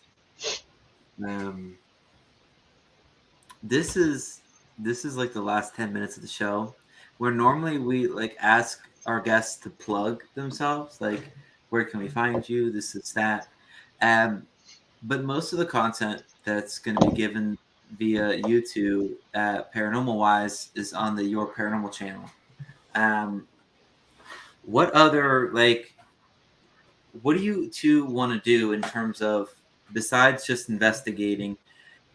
Is there any kind of content that you want to like be able to produce or direct or put together for Your Paranormal to share your experiences or your knowledge, or just your sharing your paranormal adventure in general? Is there anything that you want to do on the Your Paranormal, whether it's YouTube or Facebook or what? I mean, for me, I'd asked you about doing more things. I do case management now. It's like I do a lot of the research into the building, or like into the potential locations, and do a lot of cold calling. So nothing really for me. I know that you put a lot of effort into like the podcasts and into the dinner menus that Drew never reads, and footing a lot of the bill for a lot of the locations. So I mean, I'm pretty happy with where I'm at now. If you want to give me more things, that's also completely cool with me. Gives me something to kind of fill my time, and kind of looking into new locations and fun things for the group to do. Personally, for me, I want to get more involved with helping decide locations. I've been really excited to kind of look into like places that we could go. I want to get more involved with the actual decision making as far as the group is concerned. I've only been on 2 investigations, but it's really just something that excites me so much that I just want to be more a part of it. Perfect. And what like a specific content that people could consume for Your Paranormal, we do we throw a lot of stuff. Ultimately, it just comes to the balance of, it's very important that you keep your work-life balance and your family balance with a hobby like this, and even balancing like your healthy hobbies. You know, it is a struggle. When I used to do like long form content that I would cut up for the Your Paranormal, like Facebook and YouTube, it would be nice to have like co-hosts or like different hosts to like have those pillar content that we can cut up. And that's kind of what Brad and I were talking about, where we have some guests from the team and kind of talk about team stuff and talk about investigations or just general topics like, what do you guys think about poltergeists? What do you guys think about knock tests? You know what I mean? Like those kind of things.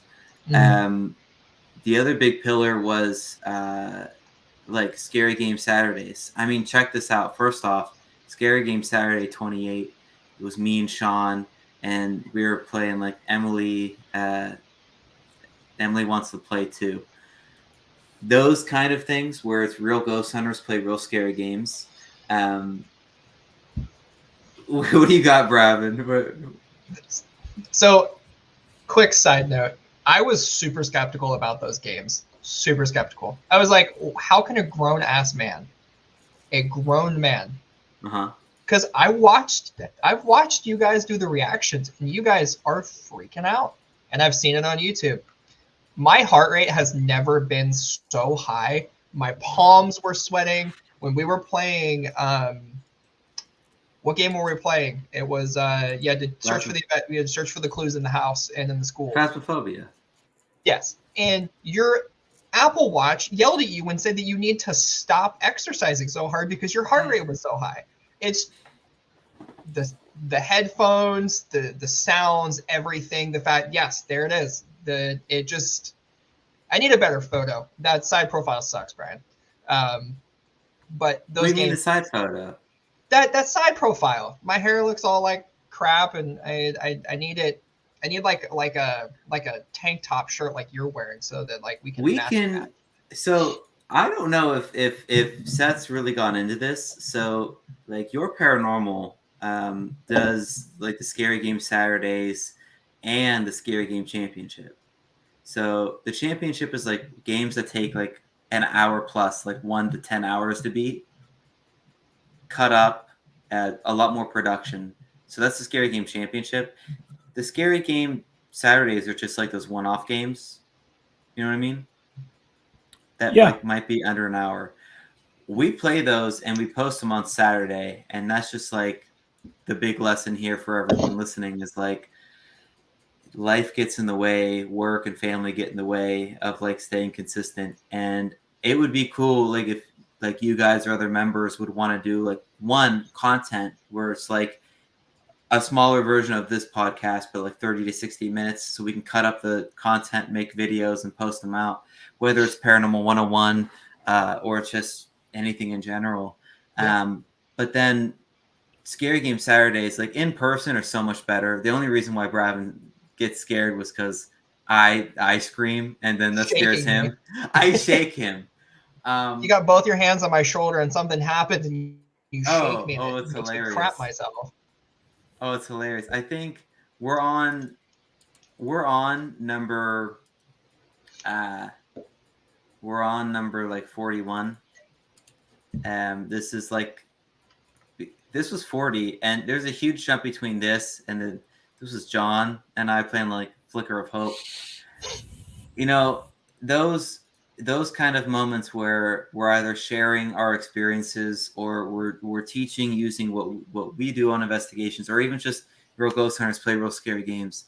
That's the kind of content that your paranormal usually brings, and tying it with other people and getting more people involved would be beautiful. So I don't know if that'd be something that you guys are down with, because there's other games that we could play, like or just holding each other accountable, like holding me accountable to do like the solo games or this is that, or even if you guys play them out, I'll be able to cut them up and stuff.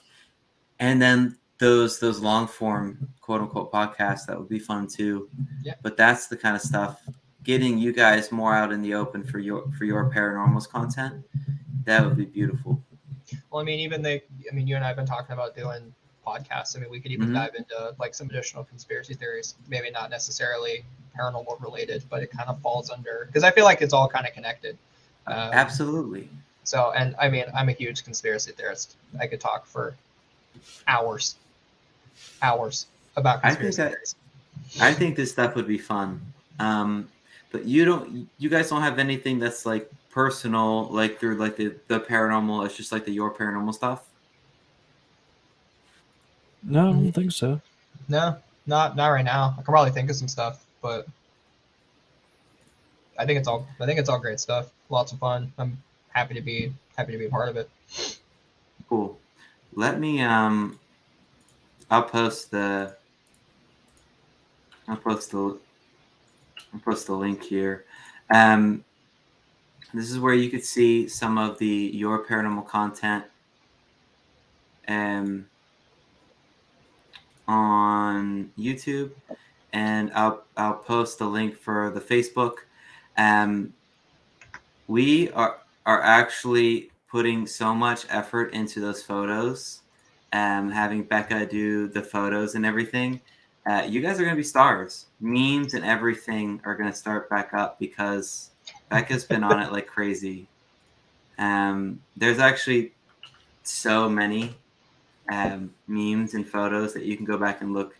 But as the biggest lesson for everyone listening, like, you can't let the paranormal take over your life. You need to make sure that you're balancing it with your family and your career. But continue to follow Your Paranormal as a team. You're going to be able to see exclusive evidence, exclusive content from Bravin and Seth. Lots of fun photos of the cool locations we go to, memes, videos, and of course, Scary Game Saturdays are going to be starting back up again. Are there any other plugs or anything, other shout outs that you, Bravin and Seth, want to give? Shout out to Drew for always screaming like a woman, screaming like a girl, every investigation. You're always amazing, and we love you forever. Shout out to Brian and Drew for getting me into this and welcoming me as a part of their team. Absolutely. That photo of me is going to turn into a meme, I guarantee it. Dude, there's actually so many fire memes. Like, if you go on Facebook and you go to the photo section, I used to be savage. And that's a big thing for everyone listening. Just because you were out, I was out of the paranormal field for 2 years after college, and then I just started my own team. Sometimes you need that break to refresh, whether you're actually investigating or you're producing content, and you're sharing your paranormal adventure with people. But you all just heard from two passionate people that had, quote unquote, recently started their paranormal adventures. You should definitely start your paranormal adventure. If you haven't, you should always be seeking to grow your paranormal adventure if you're actively on it, and always make sure to share it. Don't listen to anyone who's negative or anything. Just go share your paranormal adventure, foster a wonderful paranormal community within the community as a whole. And we, Bravin, Seth, myself, we all appreciate you. Sean appreciates you. He's sorry he can't be here. I wish I could show a cute little photo of Sean. This is something that we're working on. You know what I'm saying? Here's a cute photo of me and Sean. We all appreciate you. And with that, we hope you have a wonderful night, and we hope you have a great week. So, any other last notes, Seth and Bravin? No, thank you for being here. Friends. All right. Well, you all have a good night. This paranormal adventure that we're all on, it connects us. This is our paranormal community. This is our paranormal podcast with your host, Sean Gilmore. He's worked in the paranormal field for 10 years. He was featured on the TV show Paranormal Survivor that airs on Travel Channel. His passion is creating para-unity. With your host, Brian Mursell. He's worked in the paranormal field for 7 years. He leads his own paranormal team. He wants to help people start their paranormal adventure or grow their existing one. This is our paranormal adventure. This is our paranormal community. This is our paranormal podcast. It's about supporting. It's about making para-unity a real thing, because we all need to support each other within our community, and that's what the show has always been about.